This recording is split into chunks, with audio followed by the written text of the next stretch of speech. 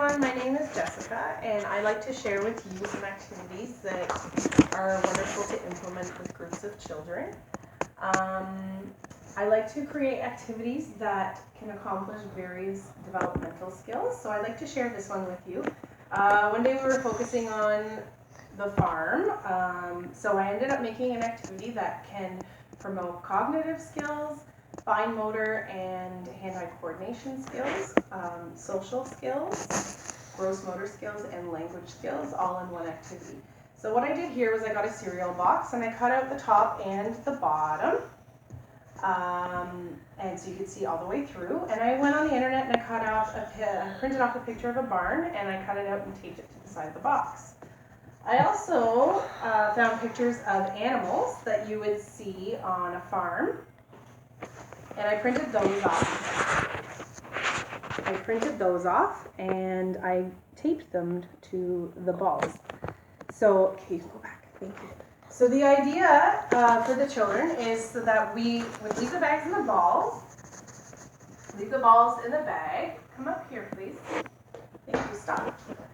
And we would talk about the animals on the balls. I found a goat. A goat says "ba." And we put it in the barn. Then we find a mouse. A mouse says squeak, squeak. We also notice that the ball is purple. So we can talk about the colors of the balls as well. There's a horse. A horse says neigh. And we put them in the barn. As we continue to talk about the animals and the sounds that they make, we keep putting them in the barn and we fill them all the way to the top. Now another child added an idea to this activity. As they were going through the balls, they realized that they found a match. 2 dogs.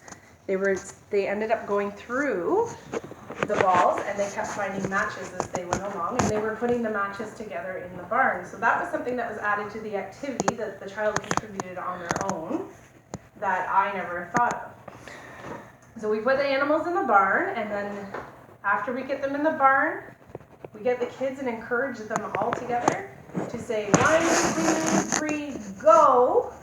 We lift up the barn and all the balls come rolling out. Then they have to go chase the balls and bring them back and put them back in the barn again. And then you can talk about the colors and the animals and the sounds that they make. Thank you, that's good. Thank you. Go back, please. Thank you, that's good. I'm just going to put this over here. They can talk about the animals and the sounds they make and the colors once again, or they can just chase them and bring them back. The kids really enjoyed the idea of the balls coming out through the bottom as the conclusion at the end.